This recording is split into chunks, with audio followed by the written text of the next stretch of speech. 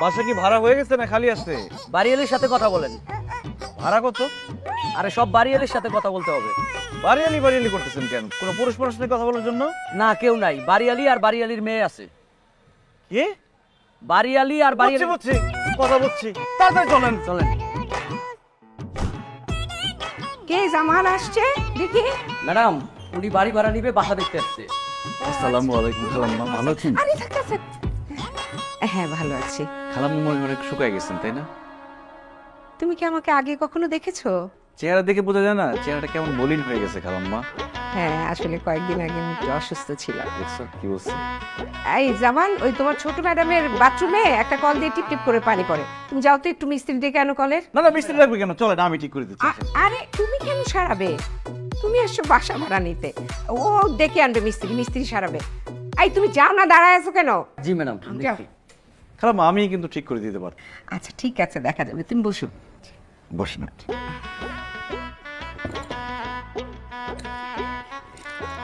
দেখিনি, সরি। ঠিক আছে।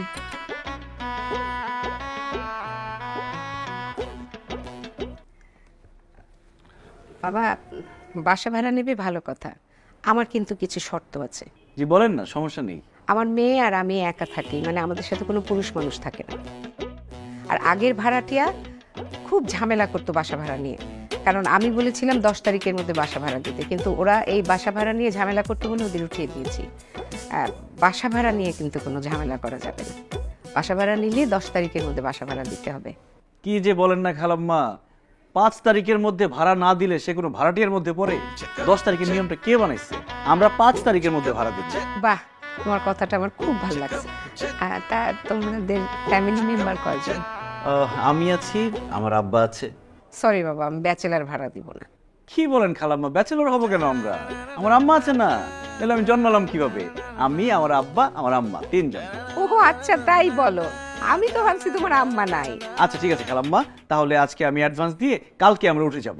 আরে অ্যাডভান্স দিবে কি? তুমি তো বাসা ভাড়াই শুনলা না কত নিব, আর বাসাটাও তো দেখোনি। কোনো দরকার নেই, আপনাকে দেখছি না, পছন্দ হয়ে গেছে বাসা। কালকে আমরা বাসাটা একটু দেখে যাও। না, সমস্যা নেই খালাম্মা, আমি আরে বাসাটা দেখে যাও। ও মা,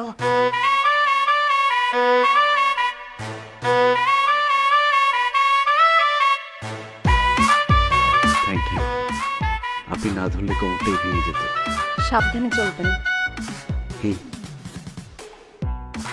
ও আসসালামু আলাইকুম।